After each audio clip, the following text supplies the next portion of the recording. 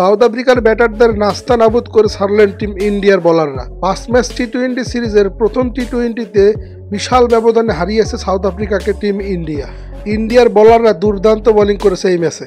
তো প্রথম টি-20তে সাউথ আফ্রিকার ক্যাপ্টেন মার্করাম টসে জিতে বোলিং করার সিদ্ধান্ত নেয়। প্রথমে ব্যাট করার জন্য পাঠায় টিম ইন্ডিয়াকে। দীর্ঘদিন পর টি-20 ক্রিকেটে ফিরেছে অলরাউন্ডার হার্দিক পান্ডে এবং জাসপ্রীত বুমরাহ। কিন্তু প্রথম টি-20 শুরুটা ভালো হয়নি টিম ইন্ডিয়া। একের পর এক ব্যাটাররা আউট হতে থাকে।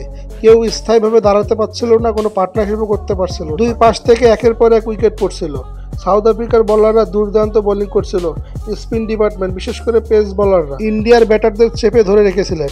কিন্তু ব্যাটিংয়ে যখন নামেন হার্দিক পান্ডে, তখন যে বোলারই হোক না কেন, বল তো মাঠের বাইরে যাবেই।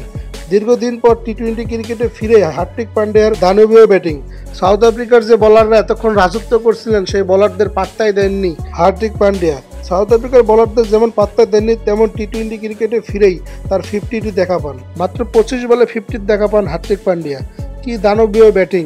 অনেকেই বলেছিল হার্দিক পান্ডিয়া আর ফিরবে না, কিন্তু ফিরলেন রাজার মতো। শেষ পর্যন্ত সাউথ আফ্রিকাকে 176 রানের টার্গেট দেয় টিম ইন্ডিয়া। এই টার্গেটে ব্যাট করতে নামে সাউথ আফ্রিকা। প্রথম ওভারেই সাউথ আফ্রিকার ওপেনিং ব্যাটার কুইন্টন ডিকককে আউট করেন আশদীপ সিং। ইন্ডিয়ার বোলাররা যে দুর্দান্ত বোলিং করেছে গতকালকে প্রথম টি-20তে, টি-20 ক্রিকেটে সর্বনিম্ন রান করেছে সাউথ আফ্রিকা। বিশেষ করে ইন্ডিয়ার বোলাররা পেস বোলিং এবং স্পিন বোলিং দুই ডিপার্টমেন্টে দুর্দান্ত বোলিং করেছে।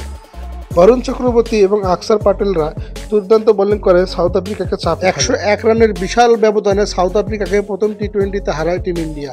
এই ম্যাচটিতে ম্যান অফ দ্য ম্যাচ হয়েছে দীর্ঘদিন পর টি-20 ক্রিকেটে ফেরা হার্দিক পান্ডে। কি দারুণ একটা ম্যাচ খেললেন তিনি, ব্যাটে বলে দারুণ পারফরমেন্স।